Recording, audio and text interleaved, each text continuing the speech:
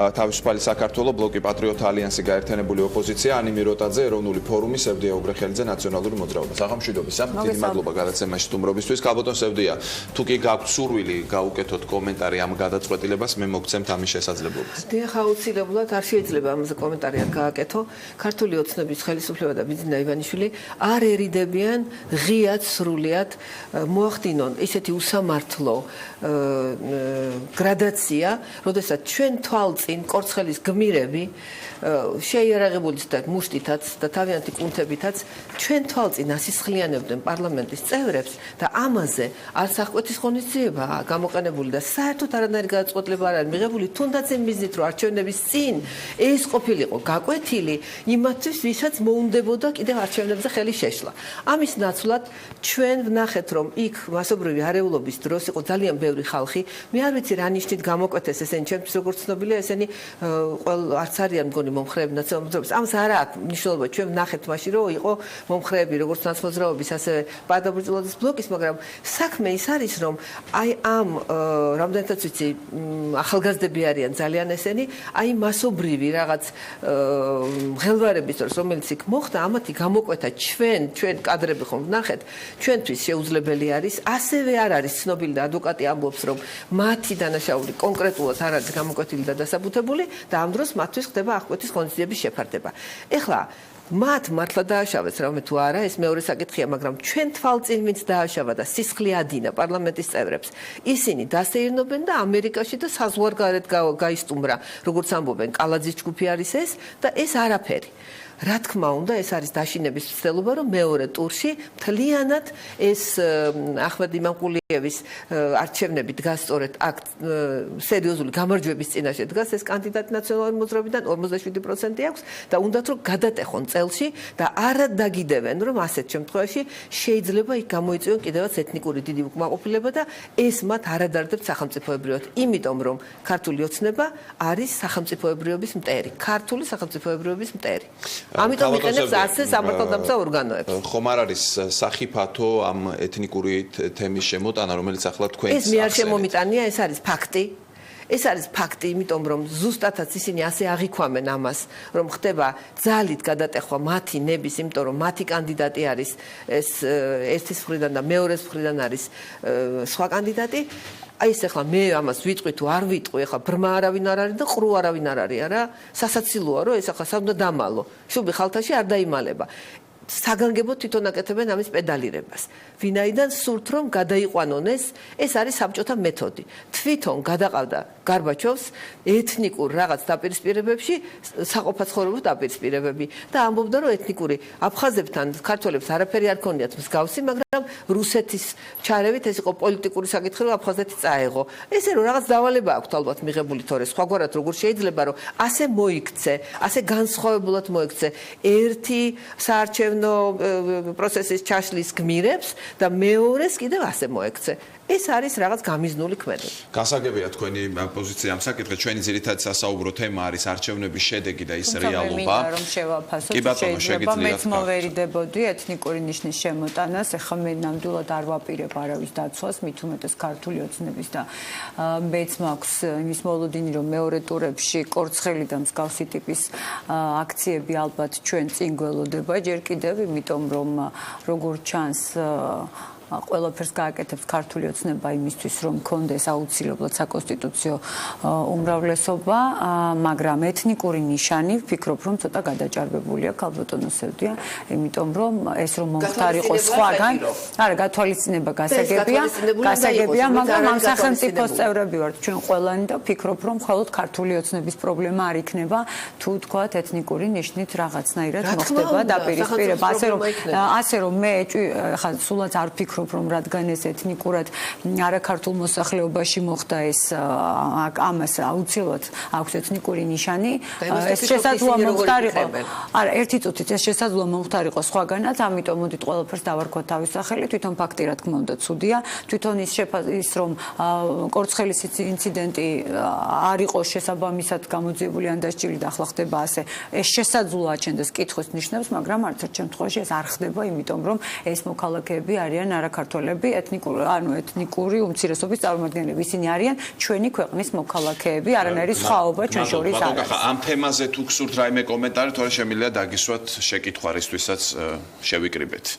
ამ თემაზე რა ჩვენ გვაქვს 90-იანი წლების გამოცდილება და აქედან გამომდინარე მე ვფიქრობ უნდა გაითვალისწინოს ხელისუფლება მეს რეალურად ჩვენ შეიძლება აქ ასე უყურებთ ani რომ ეს არის ოცნების და ნაციონალების დაპირისპირება, სადაც ნამდვილად არც ერთის მხარეს ჩემი სიმპათია არ არის და ორივე წყალსაც წაუღია, მაგრამ იქ შეიძლება არ ვიცი, მე არ ყოფილო რა, იქ კარგი იქნება TV პირველმა გააშუქოს, იქ როგორ უყურებენ, იმიტომ რომ იქ კანდიდატები სხვადასხვა ეროვნების წარმომადგენლები არიან, ამიტომ ამას სჭირდება დაკვირვება, გამომდინარე 90-იანი წლების გამოცდილებიდან, როდესაც ქართულმა სახელმწიფომ ყველა ნაღმს, რომელიც მაშინ იდო ჩვენ სახელმწიფოში, ფეხი დააბიჯა და ეხლა მაინც ფიქრობ ამას, რა თქმა უნდა, სამართლიანი არჩევნები ყველგან უნდა ჩატარდეს, მარნეულშიც და ზუგდიდშიც, მაგრამ ეხლა ზუგდიდში დიდი თუ გაყალბდა არჩევნები, იყვირებს ოპოზიცია და იყვირებს ნაციონალური მოძრაობა და დამოუკიდებლობას არ გამოაცხადებენ და ამიტომაც მე ვფიქრობ, რომ მეტი ვიღაცამ ეხლა მავანი იქნება ეს, ოპოზიცია იქნება, უცხო ქვეყნის დაზვერვა იქნება თუ სხვა, მარნეულის მოვლენები შეიძლება გამოიყენოს უფრო მწვავედ, ვიდრე ნებისმიერ სხვა რაიონის არჩევნები,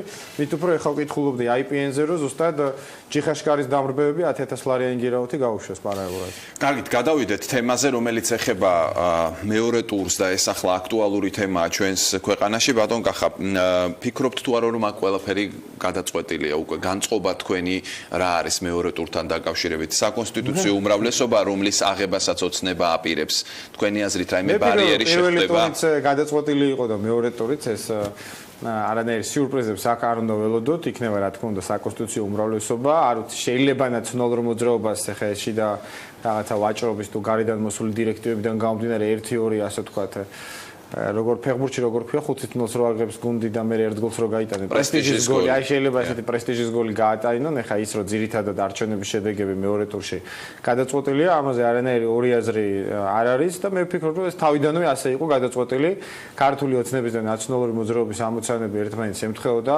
ქართულ ოცნებას სურდა საკონსტიტუციო უმრავლესობის მოპოვება ნაციონალური მოძრაობას სურდა ექსკლუზიური ოპოზიციის სტატუსის მოპოვება ყველაფერი დაარჩენი იყო სპექტაკლი მიშა ჩამოდის დადგა ნაციონალურ მოძრაობამ და 315 მუღლით აღძრული საქმეები დადგა ქართული ოცნების პრეს-ცენტრმა. მიშა რო აღარ ჩამოდის ვნახეთ, აგერ ახლა ვნახავთ ჩვენ რომ 315 მუღლით აღძრული საქმეების უყოლა დაიხურება და არანაირი პიკეტები და ბარიკადები, რა თქმა უნდა, არ იქნება. ნაციონალურ მოძრაობა შევა მშვიდად პარლამენტში და შეუდგება ქართულ ოცნებას და ნაციონალურ მოძრაობას თანამშრომლობის დაზარალებული აქ არის დაზარალებული არის ქართული ხალხი, ბევრი ადამიანი არის მოტყუებული, მოხდა ზუსტად ის რაც 99 წლის არჩევნებზე, როცა ვითომ შევარდნაძის და აბაშიძის დაპირისპირება მიდიოდა, სინამდვილეში სცენარი იყო წინასწარ დაწერილი მაშინდელი არჩევნებისას და მაშინაც ბევრი გულწრფელი ადამიანი მოტყუდა, ძალიან ბევრმა ზვიადისტმა ხმამისცა ასლან აბაშიძეს როგორც წინააღმდეგობის მოძრაობის ლიდერს, მაგრამ მე ვნახეთ რომ როცა რეალური ოპოზიცია გამოჩნდა, შევარდნაძე და აბაშიძე ერთად იდგნენ. მაშინ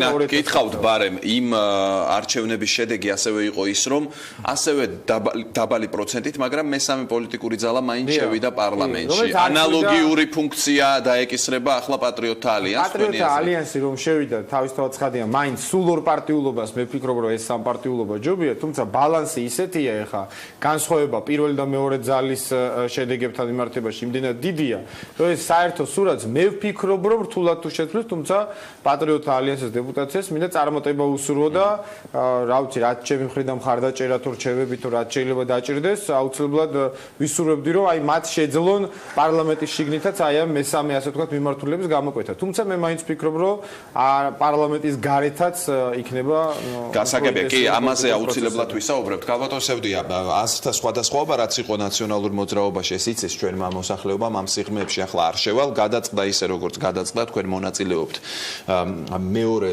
ტურში. საინტერესოა რისი იმედი გაქვთ. როგორ შეგიძლიათ სხვების ხმები, ვინც სხვაზე გადანაწილდა პირველ ტურში, ახლა თქვენკენ მოიზიდოთ. მოგახსენებთ, რომ საერთოდ ეს არის პოლიტიკური პროცესი და ნებისმიერ შემთხვევაში აქ იმედებით კი არ წდება პოლიტიკაში მონაწილეობს თუ არა, არამედ იმ მოქმედებისა და მიზნისკენ სწრაფით, რომელიც გაგაჩნია და ესეთი მიზანი მე მგონი ყველა პოლიტიკურ პარტიას გააჩნია ალბათ, ვინც შევიდა პარლამენტში და ვინც ვერ შევიდა. სამწუხაროდ აქვე მინდა დავძინო, რომ მეც ველოდებოდი მრავალპარტიულ პარლამენტს და მინდა გითხრათ, რომ სულაც არ ვიყავი ამის მიმართ ანტაგონისტურად განწყობილი. მრავალპარტიული თუ იქნებოდა, მე მაინც არწმუნებული ვარ, რომ ქართულმა ოცნებამ წაიღო ზუსტად იმ დანარჩენი ოპოზიციური პარტიების ხმები. შეიძლება ეს მათემატიკურად ბალანსი სხვანაირად დგება, მაგრამ ზოგადად ესე არის. რაც შეეხება იმას, რომ რას ვაპირებთ, რა თქმა უნდა, მუშაობას ვაპირებთ, ვინაიდან ეს პოლიტიკური პროცესია, მე მიმაჩნია, რომ მე გმირულად აღუდექი წინ ესეთ კრიმინალურ მენტალიტეტს, იმიტომ რომ მე მებრძოდნენ პირველი დღიდან, მიგზავნიდნენ, ესე იგი, ავტორიტეტებს, რომლებსაც საარჩევნო შეხვედრის ჩაშლა უნდა და როგორც კი დასახელდნენ თბილისის მაჟორიტარები, იმავე დღეს ჩემს ბანერზე უწმაწურებები მიახატეს, როგორც კი შევიდა საარჩევნო კამპანია ცოტა ესე ვთქვათ გახურდა შემდეგ თავი მომაჭრეს და ეს იცით მაფიოზური გზავნილია თავს გაჭრიან სურათზე ესე იგი თავს მოგაჭრი საერთოდ და ასე შემდეგ მაგრამ მე ძალიან კმაყოფილი ვარ იმით რაც რაიონში გავაკეთე ეს იყო უმძიმეს მდგომარეობაში ეს ოლქი და ჩვენ თავიდან რაც გქონდა კარდაკარის შედეგად ხმების რაოდენობა ეს ორნახევარჯერ მეტი ხმები ავიღე ამასთან შედარებით ჩემი კარდაკარსიარული შედეგად 2500 ხმა მოვიპოვე 2 თვის განმავლობაში თუ ასე განვაგზავნოთ მუშაობას მე ვფიქრობ რომ ის რაც მე ვნახე მოსახლეობასთან შეხვედრა ჩემთვის არის ძალიან დამაიმედებელი რა თქმა უნდა ეს სრულიად არასამართლიანად ქონდა ამ უბნებს ესეთი სახელით თითქოს ესენი კრიმინალური გაგების უბნებია სულაც არა ადამიანები რომელსაც ხვდებოდი მათ შორის იმათაც რომელთაც ქონდათ გარკვეული პრობლემები სამართალდამცავ ორგანოებთან ასეთ ადამიანებსაც ვესაუბრებოდი მე მათი მესმის მათაც გაიგეს ჩემი და ეს არ არის ის მდგომარეობა რომ ყველა იქ იყოს უბედური და უკმაყოფილო პირიქით ადამიანები რომელთაც ხმა მიცეს ქართულ ოცნებას ეხლა მეუბნებოდნენ რომ ეხლა აპირებენ ჩვენ მოგცემხვას და მოგცემენ იმიტომ რომ არაფერი არ კეთდება ქართული ოცნების მიერ მართალია ეჩვენებოდათ რომ ზედმეტად მკაცრი იყო შეფასება ვთქვათ სასამართლოს და საჯარო ახსულების მიმართ, მაგრამ ეხლა ხედავენ, რომ ეხლა მოსვენება არ აქვთ იმავე ადამიანებისგან, რომელიც ეხლა გარეთ არიან და ასე შემდეგ და ასე. გავადოსებდი, აი ორი აზრი, რომელიც მე ვახსენე, რომელიც იყო ნაციონალურ მოძრაობაში, ან მონაწილეობა, ან ბოიკოტი. და რომელსაც პრეზიდენტი სააკაშვილი უჭერდა მხარს, რომ ის ამბობდა, რომ აზრი არ აქვს მონაწილეობას. თქვენ რომელი აზრის მხარეს იყავით? იცით, იმდენი დარღვევების მოწმე გავხდით, ჩემთან 1600 ბიულეტენია ბათილი 22 საჩივარი მაქვს დაწერილი.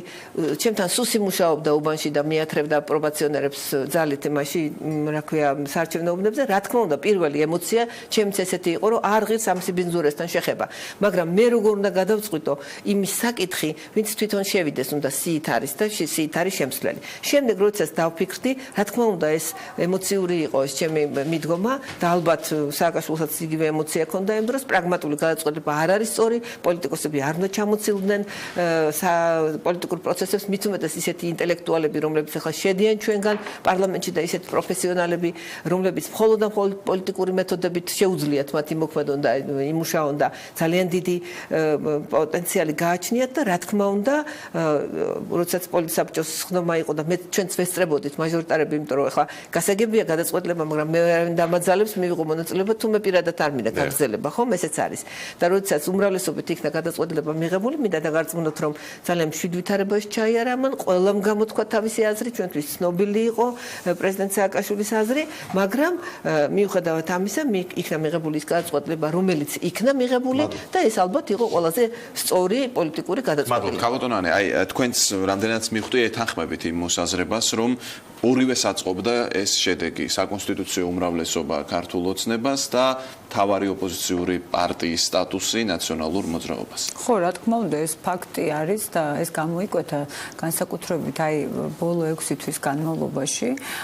მე ვფიქრობ, ხა ეს ყოველთვის ცნობილი ამბავი იყო, რომ ეგრეთ წოდებული დემონიზაცია მიმდინარეობდა მიხეილ სააკაშვილის და დავეთანხმები კახას, როცა ის ამბობდა, რომ აი აუცილებლად უნდა შექმნილიყო იმის საშიშროება, რომ მიშა მოდიოდა, რა თქმა უნდა, მიშა არ ჩამოვიდოდა და ეს ყველა მიცოდა.